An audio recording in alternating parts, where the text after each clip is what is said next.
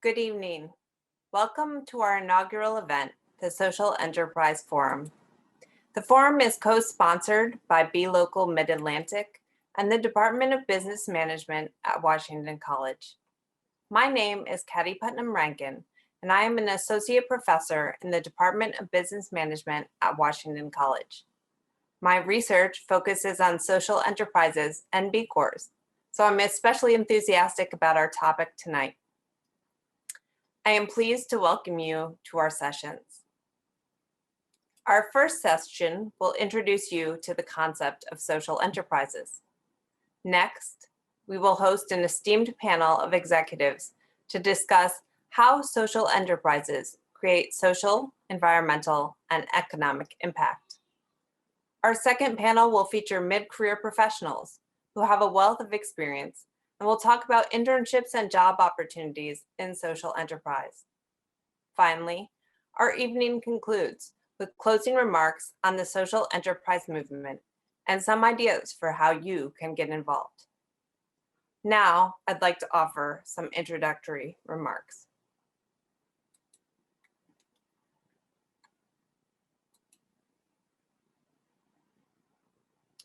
Every day, we are faced with information that pushes us to accept false dichotomies, where two alternative points of view are given as the only options: Black Lives Matter or Blue Lives Matter, believe in climate change or support economic growth.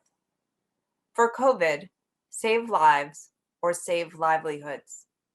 In organizations, make money or make a difference. These dichotomies, either ors, limit us and fail to recognize the possibility of and. Today, we will hear about businesses that make money and make a difference. On the first day of class, I asked my students where they see themselves in 10 years. I get a lot of different responses, from running a family business to being elected to government or owning a design firm. I once had a response that made me pause. Robert responded to the question, "Where do I see myself in 10 years?" by saying, "On my yacht." After I chuckled, I responded, "And?" The purpose of working, being in business, is not to just make the most money possible.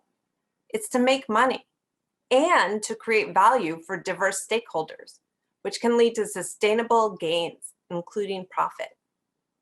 If we refocus on this and, the possibilities are endless.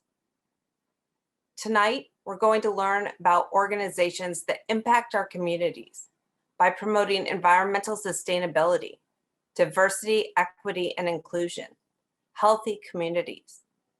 And we'll learn that these businesses are successful by any profit-based standard. At Washington College, we teach students the practical tools needed to succeed in the workplace.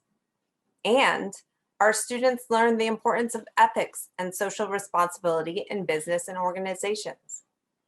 We believe that students who can think independently, understand diverse viewpoints and cultures, know the importance of ethics and social responsibility, and communicate effectively are most successful at solving the problems we face in the world today. We are about to hear how you can work for organizations that make an impact on our communities and how you can make some money to one day buy that yacht. Or better yet, reinvest that money in your favorite social enterprise. I would now like to introduce Caroline Chisholm, Business Development Specialist from Forest Marsh Group and member of the B Local Mid-Atlantic Steering Committee, who will give us an introduction to social enterprises and B Corps. Caroline, welcome. Hi, Katty. Thank you for that wonderful introduction to our topic tonight. I'm really excited to talk to you all about social enterprises, which are a really broad set of organizations that can generally be defined as organizations that are addressing a basic unmet need or solving a social and environmental problem through a market-driven approach. Its definition encompasses the space between traditional nonprofits and traditional businesses. Recently, we've seen the space between these two historically separate types of organizations start to close significantly. In the last few years alone, we've seen Larry Fink, the CEO of BlackRock, one of the largest investment firms in the world, tell CEOs that business must do more than just be profitable. The Business Roundtable, comprised of companies such as Amazon, Walmart, and American Airlines, came out with a statement that business needs to be committed to all of their stakeholders, not just their shareholders. A lot of these businesses have managed to flounder, though, in response, trying to execute these newly stated missions. But luckily, there is a community of companies that have developed a framework for aligning with these values, which are certified B Corps. Certified B Corps are for-profit companies that meet verified higher levels of social and environmental performance, transparency, and accountability. In short, they're businesses that are using, they're companies that are using their business as a force for good. Here are a few B Corps that you might have heard of before. Patagonia, who's leading the way in sustainable fashion. Danone, one of the largest food producers in the world. Lemonade, an insurance firm that had the most successful public offering in 2020. B Corps are thriving companies that are shifting their industries in new directions. So I'm very excited to share with you today some local B Corps and their nonprofit partners with you. So I'll turn it back over to Caddy to introduce our first set of panelists. Thank you. Thank you, Caroline. Actually, we have a couple of minutes before we get started on that first panel. So I wanted to put you on the spot and I'm going to ask you a question. So feel free to put your video back on. I wanted to ask you how you got involved with social enterprises and the B Corp movement. So I actually had no idea what B Corps were until I started at my current company, Force Marsh Group. I walked in one day and the marketing team had decorated the entire office to look like a beehive. It was November, but so I was really confused and I thought that they had gotten their seasons all mixed up. But after I had the opportunity to learn about what a B Corp was, what being a B Corp means, my confusion really quickly shifted to pride. It was all of these things that I already felt when I had originally interviewed for my job, but it was nice to see an outside organization come and verify. I knew that they were treating employees well, but it set a nice baseline for us. And then we continuously started to improve. So as soon as I heard about the community, I just loved the idea and I knew that it was something that I wanted to be a part of. And thankfully, Be Local Mid-Atlantic really gave me that opportunity to get involved as a volunteer and then take over this chair position. Wonderful. Well, thank you for joining us tonight. And we will get started with our first panel, but I'm glad to hear a little bit more from you. All right, so tonight we're going to get started a little bit early, which is great because that's going to allow us to have some more questions answered by our participants who are joining us this evening. So our first panel, we're pleased to introduce three panelists for this session. Our first panelist is Raj Agarwal, founder of Provoke. Our second panelist is Diti Basin, Director of Digital Strategies and Equity Programs at Flexibility. And finally, we have Kim Gaju Alexander, Director at Bethesda Green. So welcome to our panelists.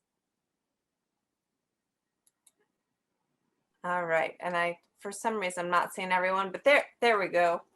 All right, I'll stop my share and then I'll be able to see you all. So and it looks like Kim's there, but her video is not, so that's fine. So we'll hear from you, Kim, in a little bit. By way of introducing yourself, maybe, oh, there you are, Kim, hi. Maybe you all could tell us a little bit about the impact that your organization makes. Dee Dee, why don't we start with you? Sure. Hi, everyone. My name is DT. I'm excited to be here. So, a little bit about my organization. It's called Flexibility, and our impact really lies with people. And so, people tend to be really important in what we do. So, we work specifically within diversity, equity, and inclusion. And so, we do that on the client side, which would be within companies, helping them make sure that their organizations are more equitable and diverse. And then we also do that with people who are looking for jobs. So, talent, just making sure that we're able to place them in organizations that also value DEI. And that's really where we would say we make the most impact. And DT, you told me earlier when we were talking that flexibility is not yet a B Corp, but is in the process. We actually just got certified, yep, on February 10th. So it was a long process, but we made it through. So we're really excited about that. Okay, maybe we'll talk about that process in a little bit. Raj, let me go to you. Could you describe Provoke's impact? Surely. And as far as getting through the B impact assessment, there's no better expert than Kim here. So she also could be a great help to you. She's helped a number of people do that. Yeah, so I'm Raj Agarwal. I'm president and founder of Provoke. We've been a B Corp since its founding in 2008. And the way our company makes an impact is in a number of ways. We focus, similar to Deeti, we focus on diversity, equity, inclusion, but we do it through a different lens. We do it through our communications lens. And we focus on working with organizations that are helping to dismantle systemic inequities, primarily racism, and ending major diseases. And in a lot of work that we do, especially being in a business and a for-profit business, we find that a lot of the work that we do is not only what we do as consultants to a number of racial justice and civil rights groups, and to other health groups, but it's how do we bring our own lived experience into the work that we're doing as well. And so with Kim and with another person who's part of the Be Local Mid-Atlantic, we do a lot of work within the DC, Maryland, Virginia area to really help to transform the entire area into thinking more the way that a B Corp business, the way that Caroline described Forest Marshes. How do we create an entire ecosystem of that? So how do we practice both doing it for our clients, but also, pulling up our sleeves and doing it ourselves? And many of us are also bringing our own lived experience into the work too. And so, and what I mean by that is often when you're looking to hire someone, you're thinking about what's their resume, what kind of experience they have. But many of us have our own lived experiences that allow us to be experts in what we're doing that aren't the traditional methods. So we're trying to make sure that those things are valued, both in how we do our own hiring practices, but also bringing those to our clients as well, and helping them to rethink how they might think about capitalism or organizational development, or any of these things that we know need a lot of transformation. And Raj, about how big is Provoke? We have 20 plus people. We have a lot of consultants that work with us as well too. And we're based here primarily in DC, but we have offices in California and some folks that work even abroad for us as well. Okay. Yeah, and one of the things that I think is important in that question is, as a business owner, I think I've always been asked, how big is your company? And then people determine, are you successful based on the size of your company? Yeah. So I have to always evaluate that for myself. Why do I want to tell the number of people, and why are people asking? And I think that one thing that I really learned is that the thing that inspires me most about my work is working with people that bring a lot of excellence to what they do, but also don't bring any ego to what they're doing as well. And I find for the types of projects that we work on nowadays, especially dealing with the biggest challenges of our time, we often have to assemble teams, and we often may not be able to all have that internal capacity in our own organization. So how do we work together to really build the team that we know is going to do the best for the work that we need to do? Okay, great. Kim, so why don't you share a little bit about Bethesda Green? Sure, and I'm honored to be on this panel, and I work with Raj quite frequently, and it's a great honor to talk with Raj on the panel. I've never done that before, so I'm excited. Hi, my name is Kim Gaj Alexander. I'm one of the directors of Bethesda Green. We are a nonprofit based in Bethesda, Maryland, and our mission basically is building a sustainable urban ecosystem, and we do that through a number of different ways. And one of the ways that we do that is through helping businesses become B Corp certified, and then also helping businesses begin to benchmark their impact. So I've been with Bethesda Green for 5 years, and I've been doing work related to the B Impact assessment for about 4 years. So I'm excited to be here. All right, thank you. Mm-hmm. So I'm going to address the elephant in the room, right? So how important is it for your organization? So I know we're maybe not talking to Kim here as a nonprofit, but maybe in the work that you do with for-profits and getting them certified. So how important is it for organizations who are B Corps to make money? I don't know who wants to start with that I can one. take that one. All right. I mean, I think there's always a common kind of misconception that social impact work needs to happen on a shoestring budget. And we really need to start moving away from that mindset. The work that we do is important and it's valuable. It's valuable in terms of monetary means as well. And the people who do the work also deserve to get paid equitably for the work that they do. There's also, if we keep thinking about this work specifically as nonprofit work, then it's inequitable in terms of access as well, because you have to come from a certain place of privilege to even afford to be able to do the work. And so it's really important that we make money first so that we can pay our people internally, because they're working hard. They deserve to make that same amount of money as the big corporations are making too. It's just that with what's left over, we're then investing that money in places that make more of a difference. Diti, could you do folks a favor and explain the privilege part about who can do certain work and why other people can't? Sure.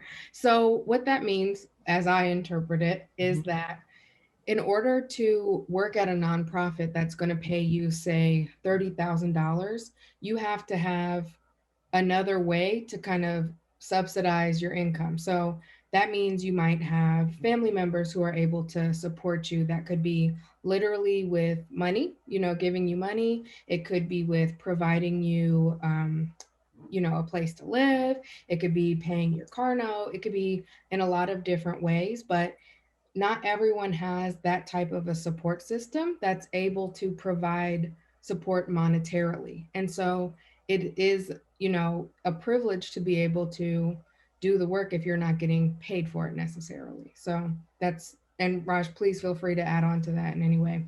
Thank you so much for sharing that. The part that I want to add on is certain companies have the resources to be able to, for example, do work on spec or be able to spend a lot of time on doing proposals because they might be well funded. And so what I got from Diti is that not all companies have the ability to do that. And so if we're not properly charging for our services, then we're going to find that eventually we'll run out of money. Part of the B Corp movement has been inspired by groups like the Social Venture Circle, which was started in the late 80s or mid 80s. And what I found is actually, somebody did some research, but every 100 or 120 years, there's this movement of how business needs to be more socially responsible.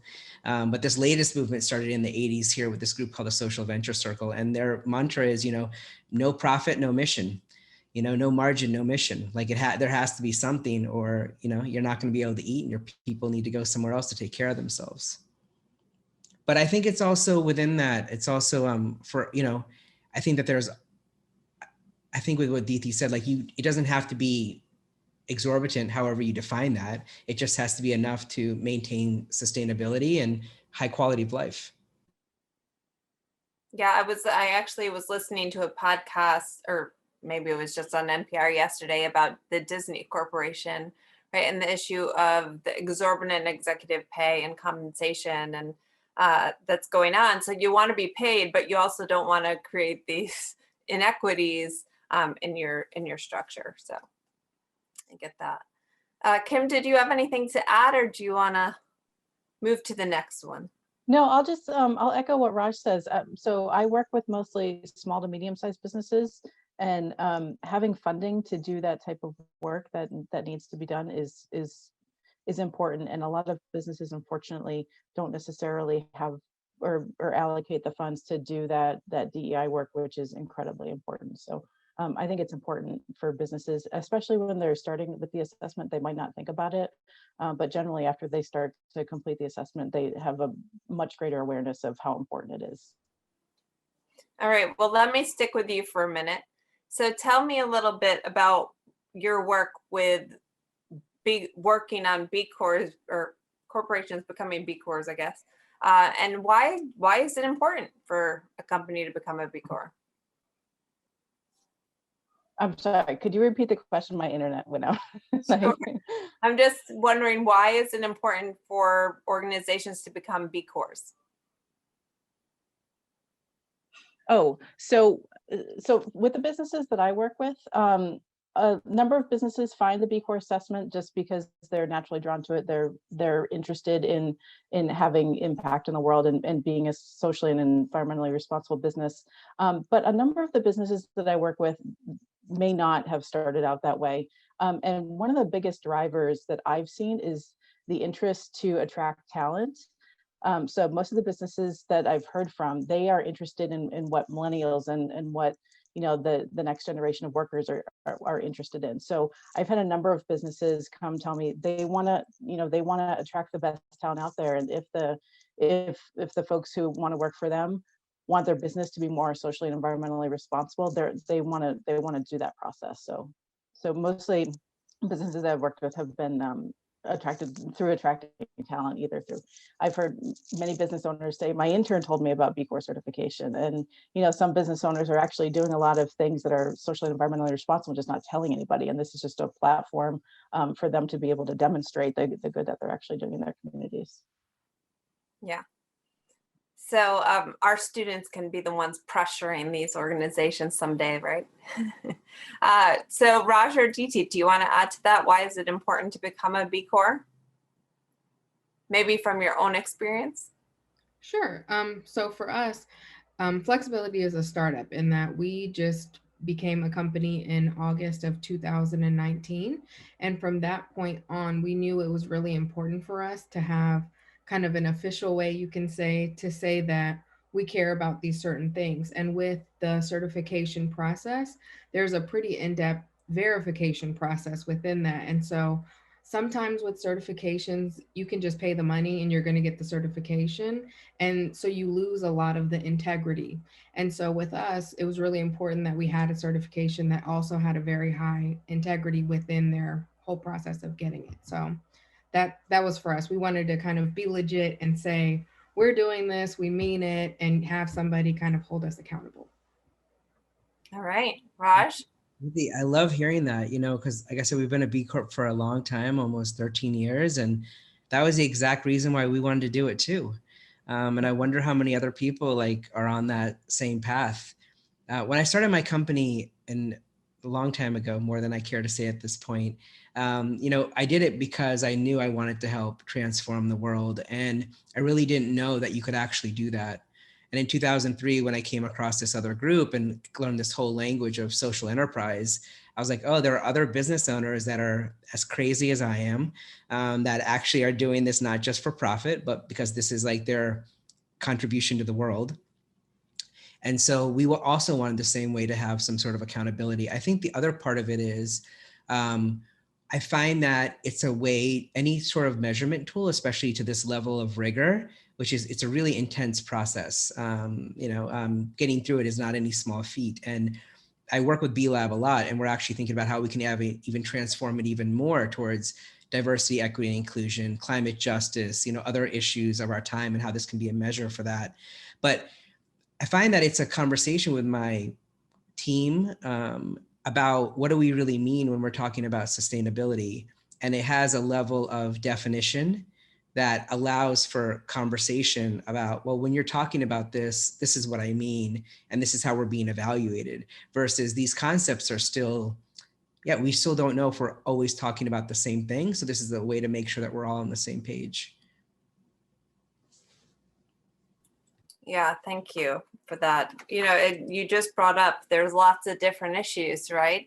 And so my next question was really about stakeholders, but in thinking about it, I realized it's probably different depending on what you're thinking about. So I'm going to direct this first to Kim. So in terms of your stakeholders and thinking about how you promote environmental sustainability in that particular issue, who are your key stakeholders? Who do you find are the most important people you need to be talking to?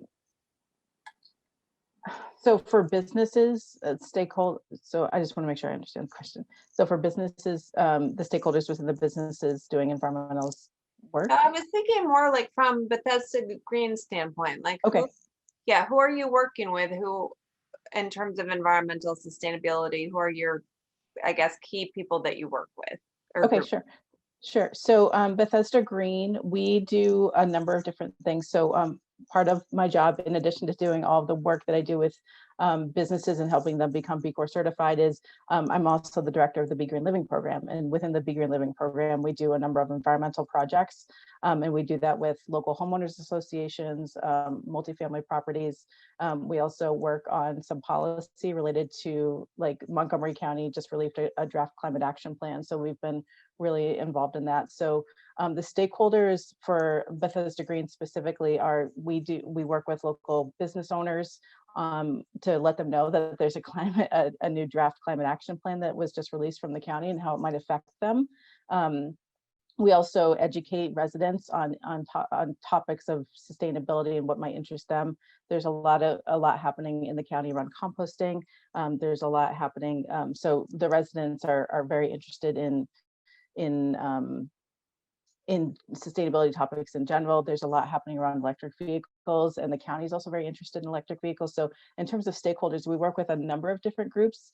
We also have a program called the Environmental Leaders Program, where I bring in high school area seniors, and they work with me for a school year-long internship, and they go on to complete spring conservation projects. So our stakeholders really vary, and for environmental sustainability, there's so many different groups working on this in and around the DMV. And we're just, you know, we work with residents in Bethesda and also in Montgomery County.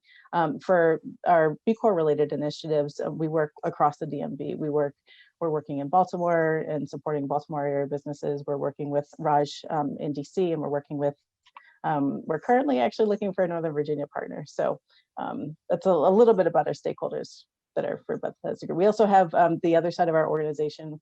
We have a program for accelerator and an incubator, and we bring in businesses that are environmentally focused, and they go through our accelerator program. And those businesses are generally geared toward wanting to become B Corp certified and wanting to benchmark their environmental standards. So they're very familiar with the B Corp process. Yeah, I just love hearing about it, because it always sounds like there's lots of partnerships going on, and you all are working together and helping each other, which is fantastic, right? I'm actually Raj and Didi, I'm gonna skip over that question for you, because I want to get to the students who have some great questions. Can I make just one comment on that? Yeah, sure. Yeah, you know, when we think about capitalism is based on shareholder capitalism. Yeah. The B Corp movement is a shift to stakeholder capitalism.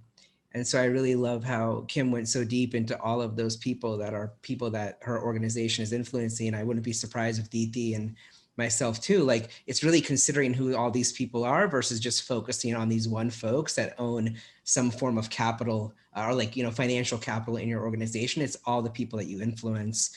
And when I think about the work that we do at Provoke, that's how we go about doing marketing and communications. It's from a deep equity lens. That means that you're bringing all the stakeholders to the table, and not just the quote unquote power players that often influence outcomes. And they're not really the ones that actually benefit from the product or service. It's this extended network that Kim just described. Yeah, that's a really good point, because we love to put people in power positions. And if you have more money or more, you know, political influence, you have more power. But it's important to remember that all of us don't have that same power, but that doesn't make us less valuable, right? All right, well, I'm going to turn it over to a few of our students. And in the meantime, if you have a question, there's a Q&A box at the bottom of your screen. So please submit your questions there. and we'll be fielding those for the next 15 minutes or so.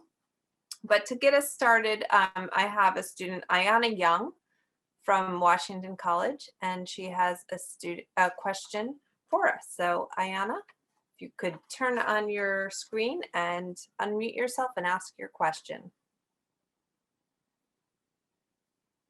Yes. Good evening.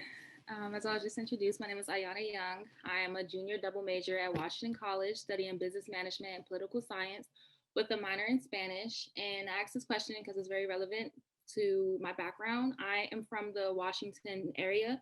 I currently live in Prince George's County, Maryland, and I'm interested in how you all are giving back to the community. As you all know, that there is a considerable issue of gentrification that occurs within the Washington, D.C. area and the DMV essentially, where larger businesses habitually capitalize off neighborhoods, which in turn further damage and affect local culture, and the changes happening fast, often with very little regard to the community. So pretty much what I want to know is, how does your businesses impact this area, and to what extent do you all embrace local culture? Thank you. Who wants to tackle that one first? I can speak to it a little bit, Ayana. So I'm from the area too. I actually went to TC Williams, so I'm from Alexandria. And so my organization specifically, before COVID, we had an office space and we purposely had it in Navy Yard, so in Southeast.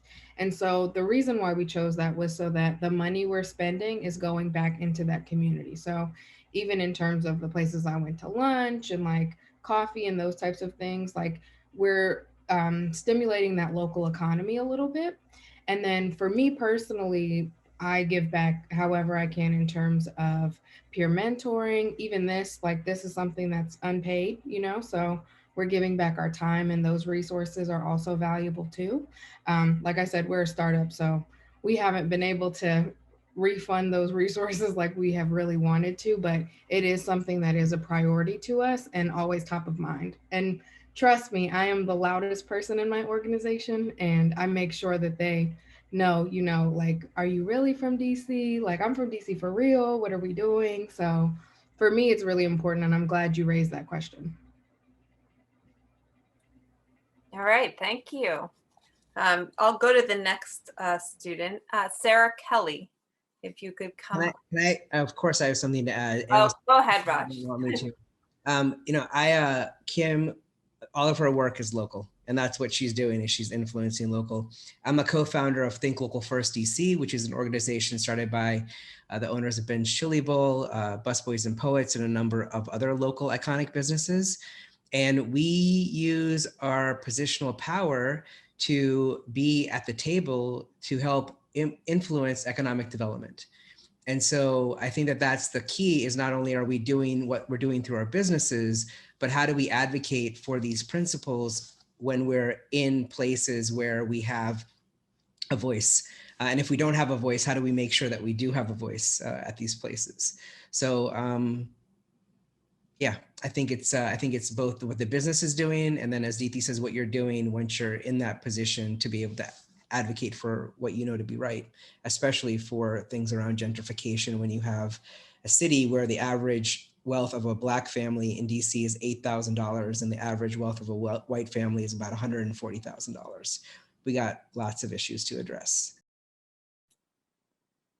Thank you for that. Sarah, do you have a question? Sarah Kelly. My name is Sarah Kelly, and I'm a junior at Washington College. I'm currently double majoring in business management and psychology with a minor in marketing. In my free time, I'm involved in philanthropic and volunteer-based organizations, so learning about how corporations and organizations get involved with community and the environment is an interest of mine. My question is actually for Ms. Gaju Alexander, and it's, why do you think a focus on environmental sustainability makes good business sense? Oh, congrats on all of your work. That sounds amazing. Double majoring. So why does it make good business sense? Well, businesses oftentimes can save money, which they don't necessarily think about. And so oftentimes when businesses put more environmentally responsible practices into place, not only are they saving the environment and being a more socially and environmentally responsible business, people want to work there, which attracts more talent, which in turn generates more profits for them. So that's one of the reasons why it's important to be a more social or more environmentally responsible business. Is oftentimes there's a cost saving and then there's also a return on investment. I don't know if other folks have other things that they want to say about it. No, that was great. Great response there. Thank you. All right, I'm going to go to our final Washington College question from Jonah Frankel. Hello, everyone. My name is Jonah Frankel, and I'm a junior business management major at Washington College. And my question is, what do you think are the greatest challenges for companies that want to overcome bias and prejudice and create more inclusive environments? Thank you. Who wants to tackle that question? Raj, do you want to go first? Nope. I was going to say Raj too. I think it's difficult. So personally, I'm always a little bit apprehensive when people say that we can, overcome bias, because it's something that everyone has, And so I think the first thing is recognizing that. Jonah, I'm so nervous with your question. I forgot all of the pieces of it. Do you mind repeating some parts of it? Yeah, I'll repeat it. So what do you think are the greatest challenges for companies that want to overcome bias and prejudice and create more inclusive environments? Okay. So I personally think the largest challenge is really being transparent about what their culture looks like and what they're actually doing to tackle and address it. That's always going to be my answer. I think there is a lot of sugarcoating that happens in corporate America. A lot of my clients specifically think that they're doing great work, but they're not. I can give you an example. So currently we're writing a global DEI report for one of the largest consumer brands, which I'm under NDA, I can't name them, but we've had all of these interviews with key stakeholders. They've given us a lot of quantitative data. We are analyzing it and we are giving recommendations. And one thing that they're doing is they break out their employee groups with two different groups of people. So you have kind of your blue collar, which is the term I don't like to use, and then you have your kind of like office workers. And so all of their data is based upon the people in the office, and they're not thinking about the people who maybe are doing a little bit more labor or other kinds of groups and demographics and people. And it's like, you guys don't think that's a problem? You don't want to address that. You don't want to dig a little bit deeper. So I would say that kind of awareness is the first thing, understanding that no organization is perfect, and being upfront and honest and willing to have that conversation with your employees is really what you need to do day one. Raj, do you want to add something? I've spent so much time on this, like Deeti has too, and the things that we see and hear can be really heartbreaking. I think that the hardest thing is the personal work that one must do in this. It's like, how much time are you willing to spend with your own soul, with your own consciousness, understanding how you're complicit and being okay with that without making yourself or others wrong? It's just, this is something that's built into us from day one, from the moment that we're born, what's good and what's bad. So if we can release ourselves from that, I think that's the hardest and the most important thing to do. Thank you, Jonah. Thank you. I'm going to take a question from the Q&A. So Adam Roberts asks, how do you think B Corp development will coincide with post-COVID economic recovery? As the country opens up, do you think the focus will be on new and innovative and purposeful companies more or less than before COVID? So is COVID going to help or hurt the B Corp movement and the social enterprise movement?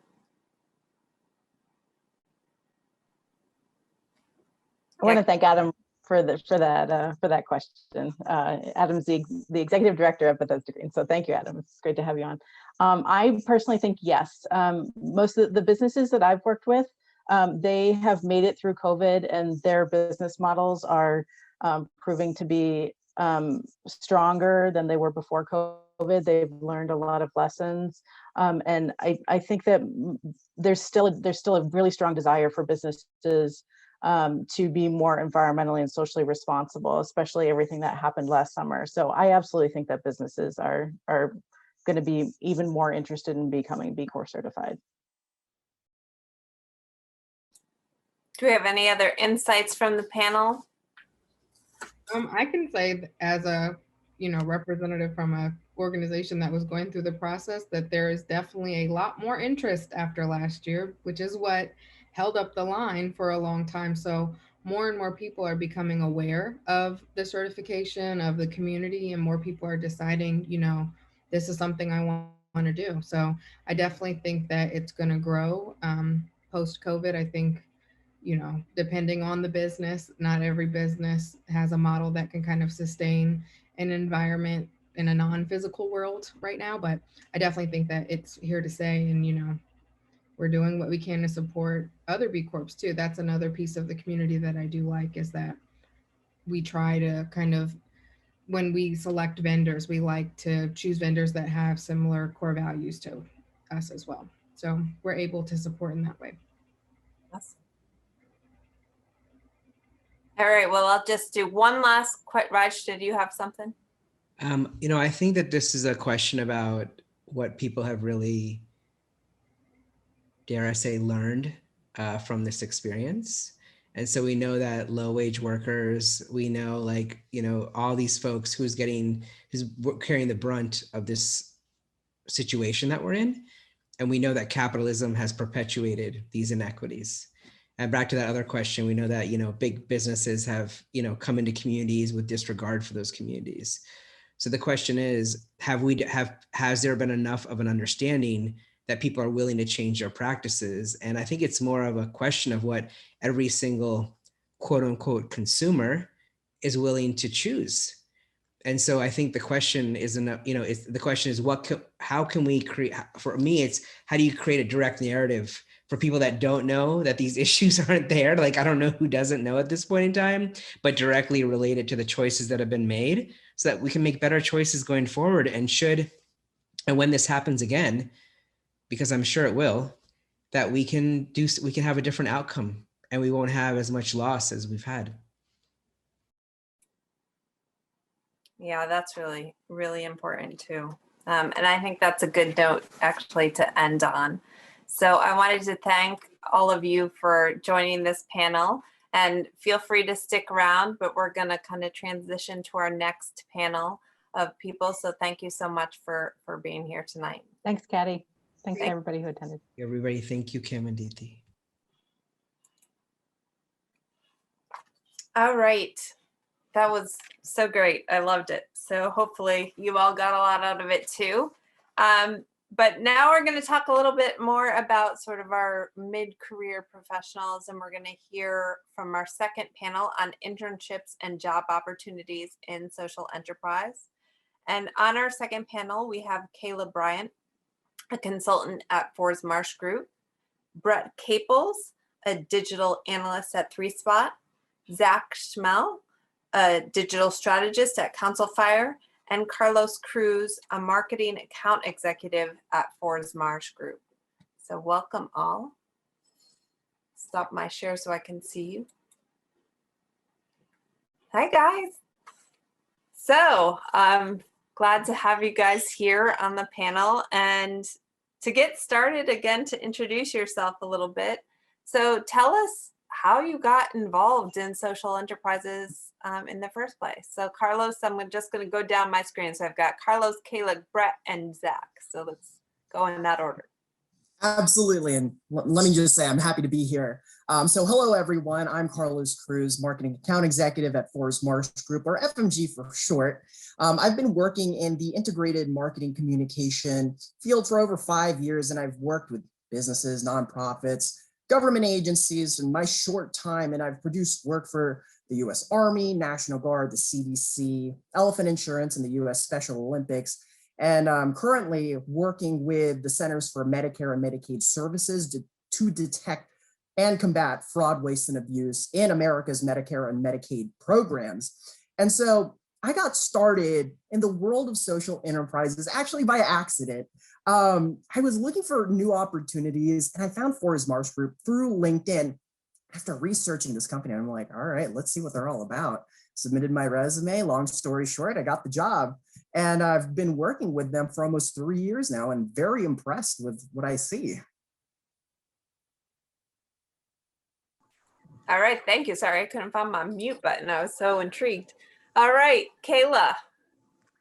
Yeah, so I'm Kayla.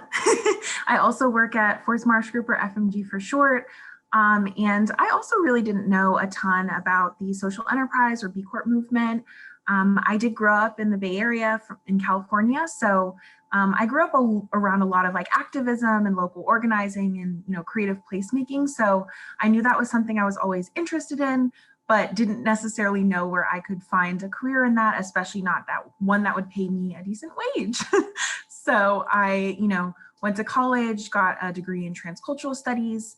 And while I was in college, did a lot of work as a manager at Nation's Capital Swimming, did a lot of HR type tasks. So talent acquisition, performance management, employee relations, stuff like that.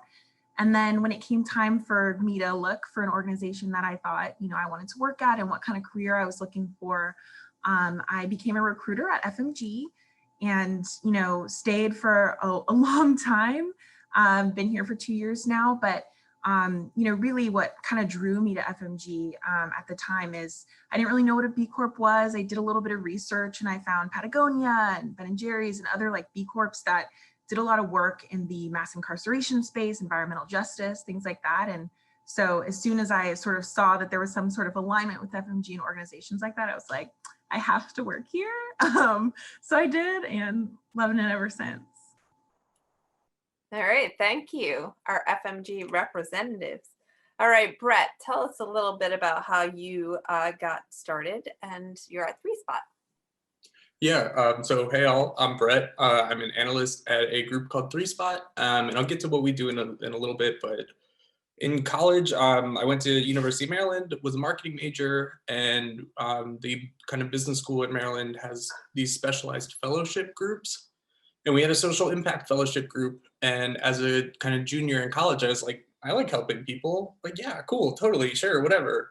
Not really knowing what it is, just thinking it would be like, oh, I'll throw this on a resume one day and someone will ask me about it, never knowing that I would wind up on this panel. Fast forward to graduation, I kind of hopped out of college and was like, okay, let's make money.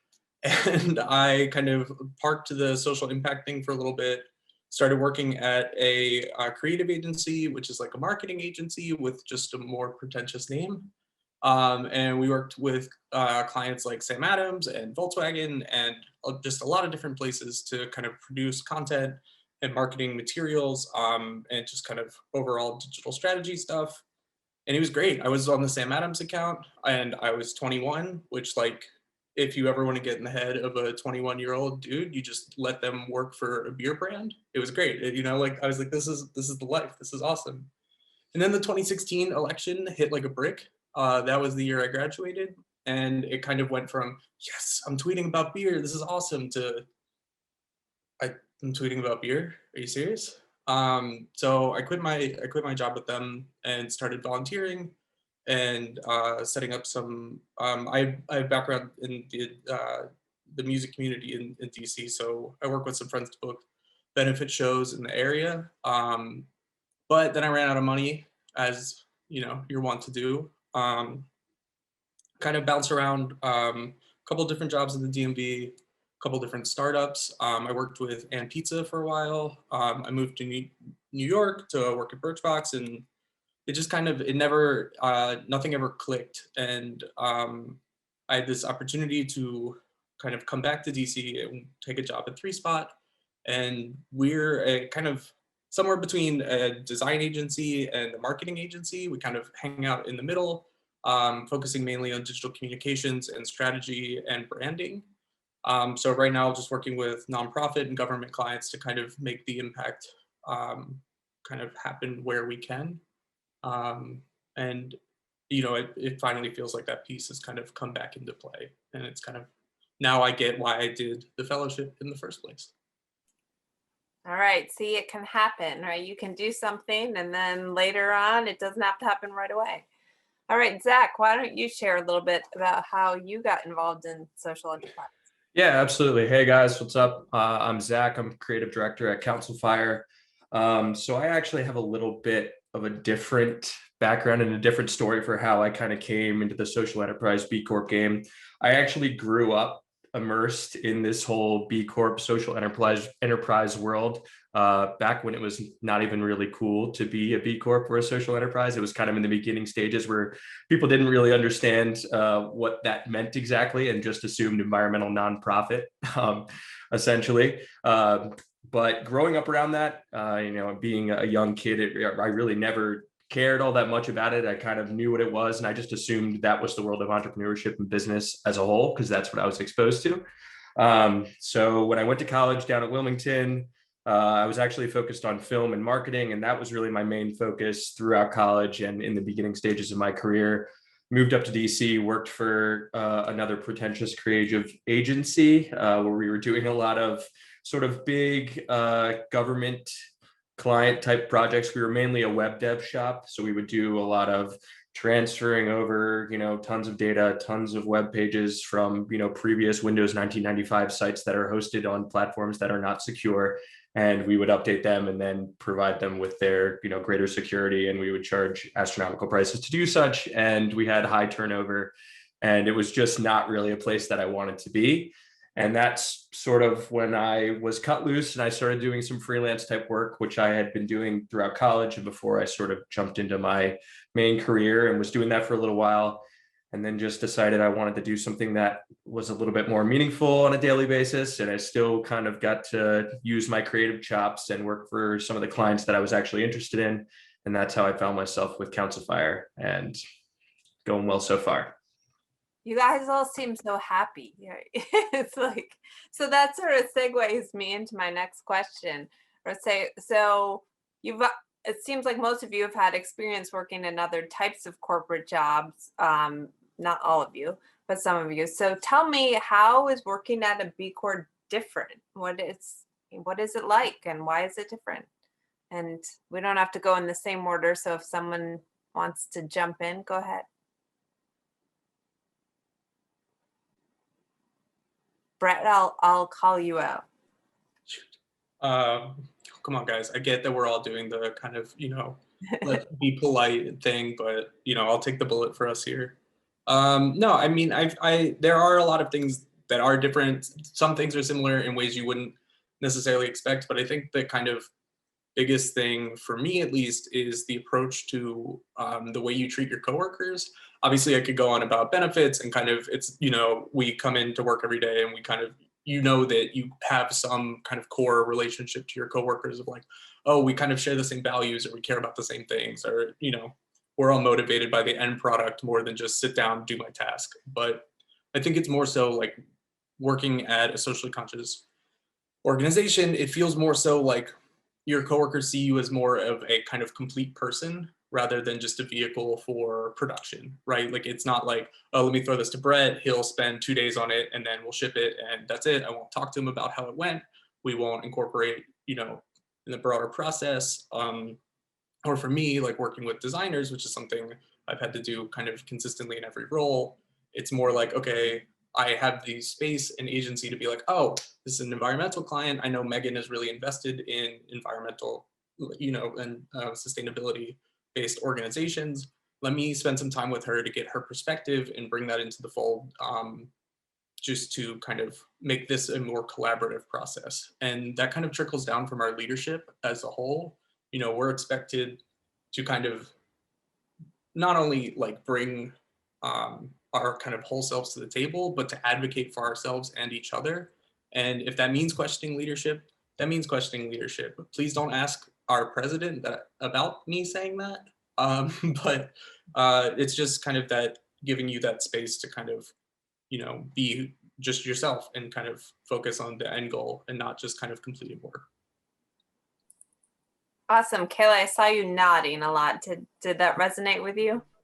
Yeah, I think a lot of the ways in which people relate to one another is fostered by the B Corp environment. We have a lot of different committees that sort of speak to that actually have the room to make organizational change. Like I'm on the DIVE committee, which is like diversity, equity, inclusion, but we just have like a fun name for it. But I think we're given the leeway to actually make events and programming that speaks to what we're interested in. And current events, we have a lot of organizational transparency. So every month we have, Q&As and leadership roundtables and stuff where you can ask leadership and HR specific questions about what's going on in the world. I remember this summer we had questions about George Floyd.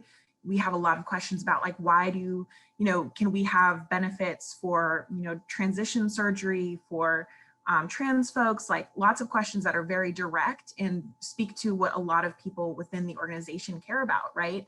And so I think that level of organizational transparency and then also the ability to make that kind of real change within an organization that has money and power behind it is super awesome and kind of gives you as a person, and for me at least as like a mixed race woman, like I feel really excited to be able to work in an environment that values that and values issues that directly impact me and my community. So awesome. I love that. I want to go work there too. No, Washington College is a great place to work. They do lots of the same things. Okay, well, let me turn to Zach for a minute because you said something about turnover in your sort of intro. So I want to sort of touch on that a little deeper, dig a little deeper on that. So obviously turnover is a huge challenge, especially among young people. We're seeing in corporations, there's a lot of turnover. So Zach, I guess, what is your experience kind of seeing turnover at other corporate jobs you've had versus at sort of B Corps? Yeah, so this is actually how I was going to answer the previous question that you asked. The biggest thing that I've noticed working for a B corporation, as opposed to the places I was at before, is turnover. I remember, and not to get too specific, but at my previous job, all of the other people that were working there, and I was around 24, 25 at the time, and there was maybe 7 or 8 other people that were under the age of 27 at the job. And I kept noticing that each and every one of them, right before they reached their 1-year mark, they were getting let go, so that the company would not have to give them raises or do anything and move forward. And everyone felt sort of like they were just basically being churned out in the lower level roles so that the company could fill those roles, at low salaries. And there was not really like a path for growth, and there wasn't an investment in you as a particular person. And it was more just sort of a means to an end for them to kind of funnel off that grunt work to the entry level type positions and people that could fill those. And I remember in the year that I was there, in a company of about 43 people, 19 people left and were replaced in the year that I was there. And I was still fairly inexperienced, and I was like, okay, but this still seems a little bit weird. So I assumed it was probably strange. And now working where I work now, been here for 2 years and not a single person has moved on, and we've just continued to add other people, frankly. So it just seems to be an entirely different approach for, how employees are being managed and sort of the community feel and, caring about your coworkers, as some of the other panelists have said. And if I may add on to yeah, Carlos, I was just going to go to you. I saw it coming. And so looking back at my own experiences working at some other agencies, priorities were certainly different. And while I don't have enough historical knowledge to like compare turnover rates, what I have observed is that working at a social enterprise, there are less discussions revolving about frustrations with the company or talking about leaving with the company. I mean, if you want to talk about company culture, I mean, folks who are frustrated with their companies, they will gather and they will talk about your company and what they're frustrated about. And that just accumulates and accumulates and accumulates. And then one day someone's just gonna just say, hey, I don't want to work here anymore, so that echoes throughout organizations. So that's something business leaders have to, take note about. If they want to stop high turnover rates, they have to be involved and aware of their company's culture. Yeah, so do you find that there's more awareness at Forest Marsh? I honestly, I don't have enough data, but from my personal experience, I can tell that, there's a lot less people frustrated at the company. Yeah. Yeah, and I would just add to that there's also, sort of to what Zach was mentioning, there's a lot of investment in the people. So I personally have been on 2 different teams at FMG, started out on the people and culture team and moved to a more consulting, like client facing team. And that's directly related to the training I was afforded being a new employee, and then also being able to reach out and gain mentorship or direct coaching from people across the organization to help me realize what I wanted to do and then to make that transition. And I'm not sure that I would have been afforded that opportunity at a different place. Yeah. All right, awesome. So time has flown, so I'm going to open this up a little bit to student questions. So thank you guys so far. But if all of our attendees, if you have questions, please put them in the Q&A box and we'll try to get to those. But I'm going to start with Tamara Dyer, who's a student at Washington College who has a question. Hi, once again, I'm Tamara Dyer. I'm a business major and communications and marketing double minor at Washington College, and I'm also a freelance social media manager. So I'm so excited to hear everything that you guys have been saying and have to say. My question is, how do you market your social purpose, and how does it differ from what a regular marketing strategy would be? All right, who wants to tackle this? So how does your business, the businesses you're part of, how does it show that it has a social purpose? How does it market that? Authenticity. I'll start off with that. Authenticity, listening to people and treating them as a human being. I mean, first and foremost, we're talking about marketing and sales and trying to fill sales quota, but at the end of the day, you have to treat your marketing insights as there is another person on the other side of that who's looking for something, who's trying to satisfy a need or service. So really being honest about who it is you're targeting, and honestly about yourself and your service. So you can't just go around pretending you're someone you're not. Yeah, so Brett, I saw you unmute, Brett. Go ahead. Yeah, I want to add on that a little bit too. I think authenticity that's the kind of name of the game. And I think there are a lot of ways that obviously it's way different to be like, I am authentic versus to have you say like, whoa, he is authentic. But I think a couple of the things it comes down to, Raj mentioned in the first panel, the idea of like stakeholder capitalism and reconsidering, who are the actual end users of the things we're creating and the things that we're using, the things that we're doing, and kind of making sure that we check off on accounting for kind of the right decision every step of the way. So it's, if we're targeting people, are we targeting them by, equitable framing criteria, or are we kind of removing our biases from the things that we would understand them to be consuming on the internet, depending on obviously the mechanics of what we're marketing. So it is authenticity, but it's backing that into process a little bit more, so that it kind of each step of the way, we can kind of, let's say we finish a project and we want to throw a case study up on the world, we can kind of peel apart each part of the thing we did and be like, okay, this is how we kind of optimized around impact at this part. This is how we did it at this part. This is how we did it at this part. And kind of ensuring that it's not just like we did X and Y happened. It's in approaching X, we made all of these decisions to kind of meet the needs of all of these diverse groups. And so the story is more so like the process versus the product, if that makes sense. Yeah, thank you. All right, I'm going to move on and maybe we'll get back to that one, but I'm going to go to Trey Wright, who has a question. So Trey. Hi, as she said, I'm Trey Wright. I'm a junior at Washington College, a business management major with an economics minor.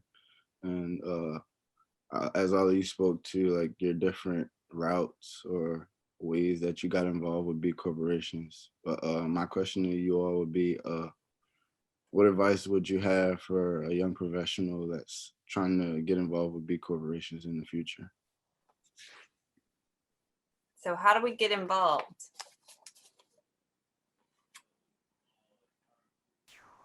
I think a really easy way to get involved and sort of understand what you need to market yourself as to sort of get hired is to like follow those companies on social media.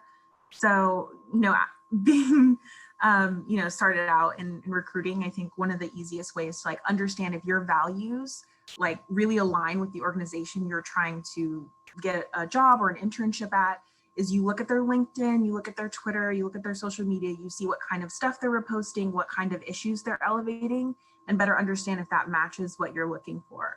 And then beyond that, I think at least Forest Marsh Group has a lot of different opportunities for how we get involved with our local community, and are always looking for folks to do that as well.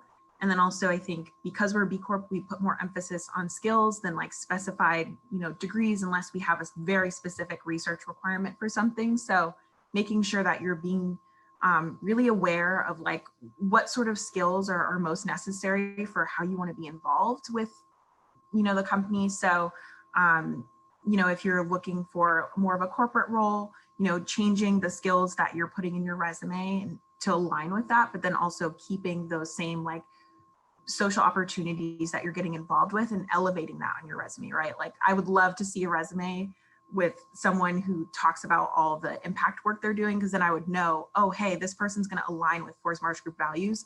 I'm going to send them to a hiring manager, right? Because they have the skills that they need, and they're also, going to fit in with the, social enterprise that we're trying to, enact. Awesome. So let's sort of transition to one question I keep seeing coming up in the Q&A. So what types of sort of internship opportunities do your companies have? Do you have paid internships? Do you do internships over the summer? What types are you offering? Or not you, but your companies.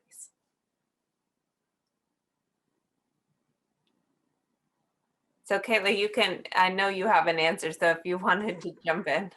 Yeah, I just finished talking. So we have seasonal internships that do require like advanced grad degrees or PhD programs that are more on our research side.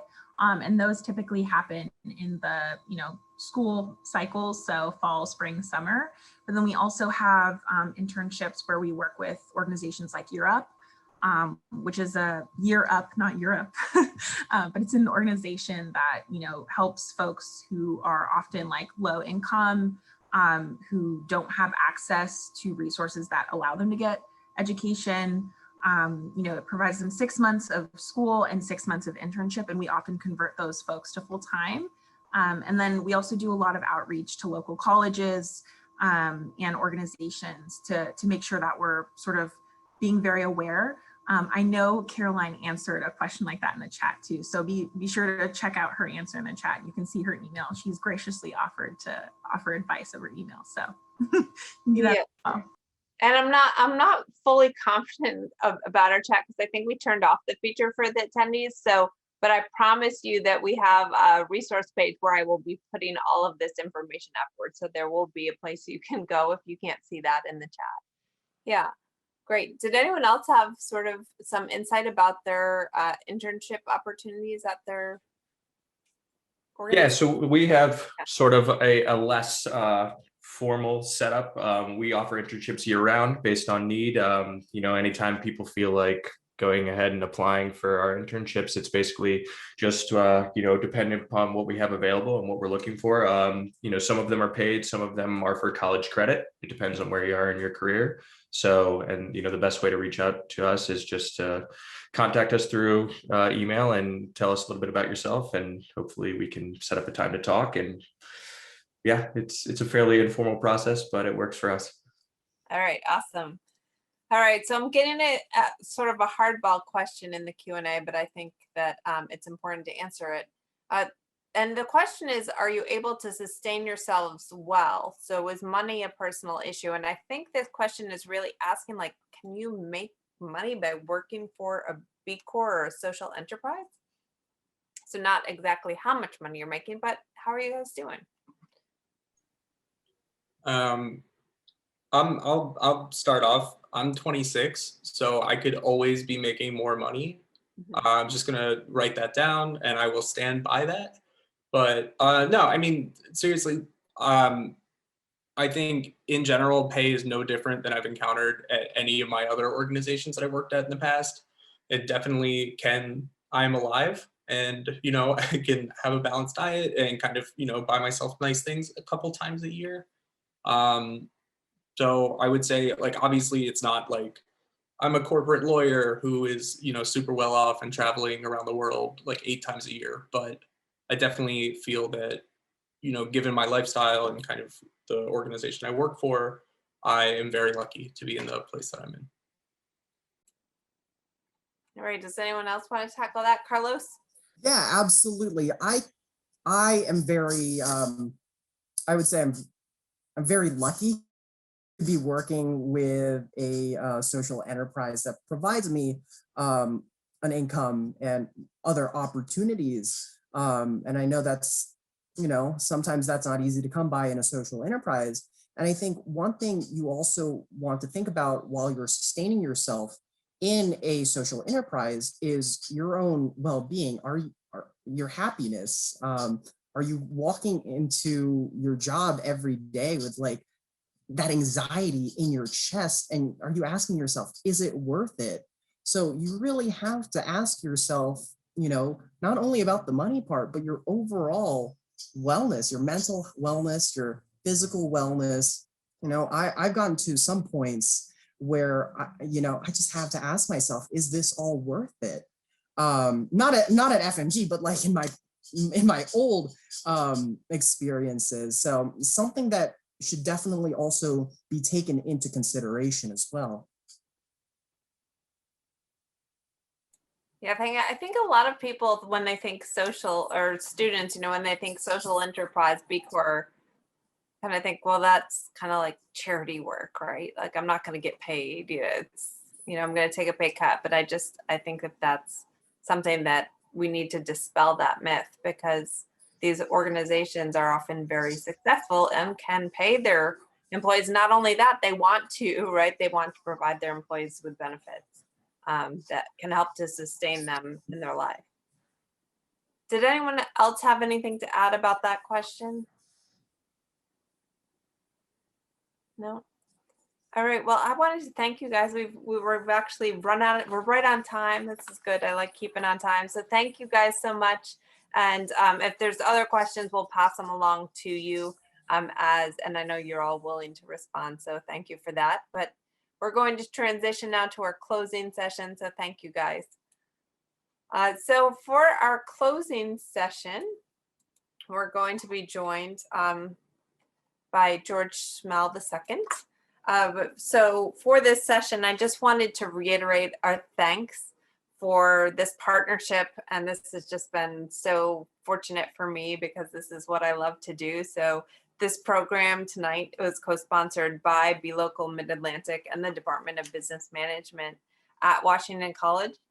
And we entered into this commitment and this partnership about 2 years ago, I guess, and we are starting to collaborate to work on some different events. And as you've seen tonight, this is our first event to educate and engage students regarding social enterprise and the sustainable business movement.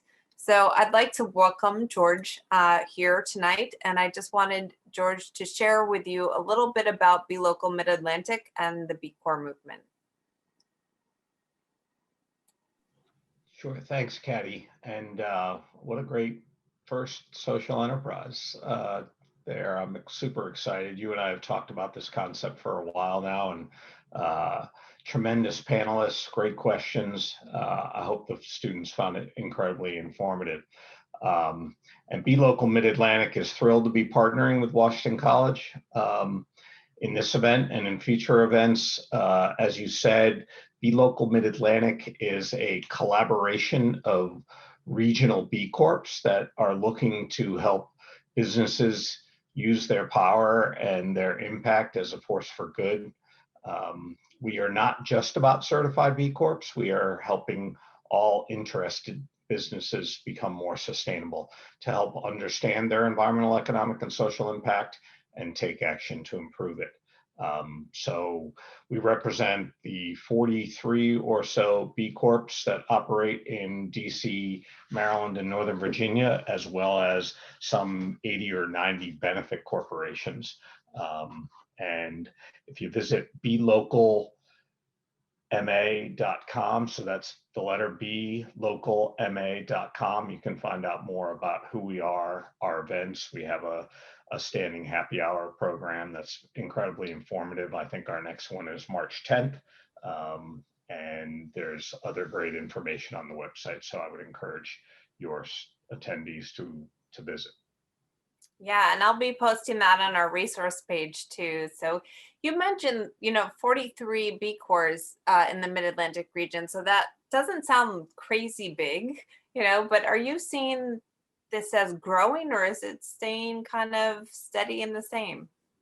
Well, similar to Raj, we've been Council Fire certified a long time ago, back in 2010, and I think we were in the low 100 range at the time. There are over 3,000 certified B Corps around the world now, and some, I won't offer a number for the number of benefit corporations, and we can talk about the difference if that's useful to the attendees, but the number has grown steadily.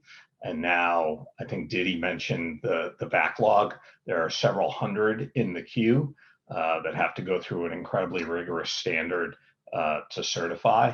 And so it takes some time, and B-Lab, the organization behind the certification, is busy staffing up and trying to push companies through in a credible and thoughtful way. And so the movement is absolutely growing, and we're super excited about it. Yeah, and so I imagine with COVID, it threw us all a little bit of a curveball. So I imagine you've had to change your events somewhat and alter them based on our social distancing and our Zoom lifestyle. So are your events now mostly online? Our events are entirely virtual at this point in time. We're hopeful, of course, to be back in person in the fall, but Be Local Mid-Atlantic has been in existence for 6 or 7 years. And super excited about the fact that we've built a long history of events and partnering with other social impact organizations to bring those events. And so when we are back in person, we invite you to our happy hours and educational centers sessions. But in the meantime, we've made the transition. They've been quite successful. All right, well, thank you. And as we'll pass on any questions anyone has so they can follow up with us. But thank you, George, for sharing a little bit there. Sure thing. Thank you, Caddy. Yeah, so we're just going to close. I'm so excited that this event has happened, and I just wanted to give some thanks where thanks are due. First of all, to all of our participants for coming tonight, and to our panelists especially.